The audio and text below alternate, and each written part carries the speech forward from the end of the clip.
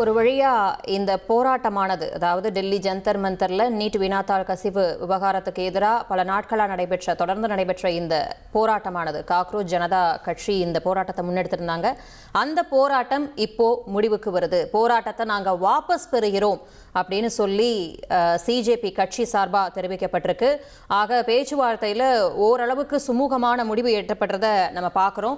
இது தொடர்பான கூடுதல் விவரங்களோட இணைகிறார் செய்தியாளர் ரமேஷ்குமார். வணக்கம் ரமேஷ்குமார். இப்போ நம்ம பார்த்தோம், இந்த 3ஆம் கட்ட பேச்சுவார்த்தைக்கு அப்புறம் நேற்று கூட இந்த முடிவு இறுதி கட்டத்தை எட்டுமா அப்படின்னு ஒரு சந்தேகம் இருந்துச்சு. ஆனால் இப்போ இன்னைக்கு அவங்களுடைய முதன்மையான கோரிக்கையான தர்மேந்திர பிரதான் ராஜினாமா செய்யணும் அப்படிங்கிற கோரிக்கை ஏற்கப்பட்டிருக்கு. அதோட மற்ற கோரிக்கைகளும் ஓரளவுக்கு கை கொடுக்கக்கூடிய சூழல்ல அவங்க போராட்டத்தை வாபஸ் வாங்கியிருக்காங்க. இந்த செய்தியாளர் சந்திப்புல நிகழ்ந்த மற்றும் அந்த பேச்சுவார்த்தையில நிகழ்ந்த முக்கியமான அம்சங்கள் என்ன? விரிவான தகவல்களை பதிவு பண்ணுங்க. ஏறத்தாழ கடந்த 28 நாட்களாக டெல்லி ஜந்தர் மந்தரில் நடைபெற்று வந்த காக்ரோச் ஜனதா அமைப்பினரின் போராட்டம் முடித்துக் கொள்ளப்பட்டிருப்பது, போராட்டத்தை தாங்கள் திரும்ப பெறுவதாக காக்ரோச் ஜனதா அமைப்பினுடைய நிர்வாகிகள் தற்போது அதிகாரப்பூர்வமாக அறிவித்திருக்கிறார்கள். மத்திய அரசோடு நடத்திய பேச்சுவார்த்தைக்கு பின்னர் இந்த முடிவு அறிவிக்கப்பட்டிருக்கிறது. மாணவர்கள் அனைவரும் அமைதியான முறையில் தங்களுடைய வீடுகளுக்கு கலைந்து செல்லுமாறு காக்ரோச் ஜனதா அமைப்பினுடைய செய்தி தொடர்பாளர் சௌரவ் தாஸ் அவர்கள் அறிவித்திருக்கிறார்கள். குறிப்பாக இன்றைக்கு மத்திய அரசோடு இந்த அமைப்பினர் 3ஆம் கட்ட பேச்சுவார்த்தை நடத்தினர். இவர்கள் ஏற்கனவே 3 கோரிக்கைகளை வைத்திருந்தார்கள். அதில் முதல் கோரிக்கையான தர்மேந்திர பிரதான் ராஜினாமா ஏற்கனவே இன்று மதியம் மேற்கொள்ளப்பட்டு விட்டது. எஞ்சியுள்ள கோரிக்கையான நீட் வினாத்தாள் கசிவால் உயிரிழந்தோரின் குடும்பத்தினருக்கு 1 கோடி ரூபாய் இழப்பீடு வழங்க வேண்டும்.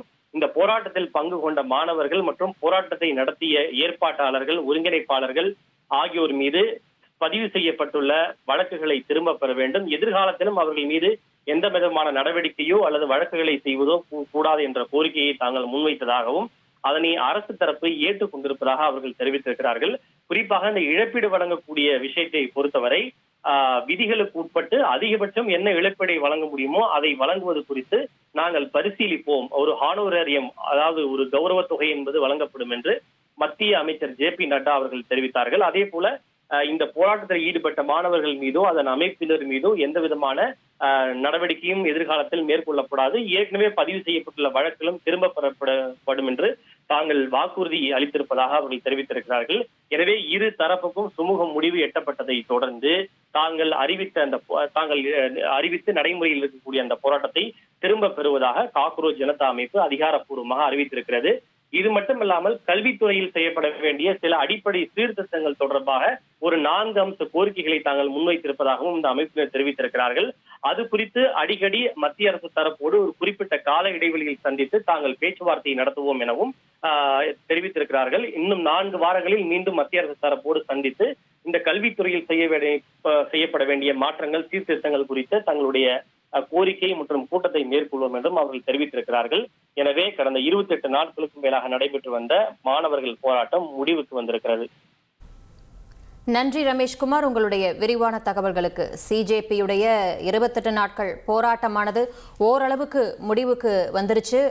போராட்டத்தை வாபஸ் வாங்கிட்டாங்க. இனி செல்லும் இடமெல்லாம் செய்தி. தந்தி டிவியின் வாட்ஸ்அப் சேனலை ஃபாலோ பண்ணினா செல்ல இருக்கும் இடமெல்லாம் செய்தி. இதோ QR கோட் இப்பவே ஸ்கேன் பண்ணுங்க, ஃபாலோ பண்ணுங்க.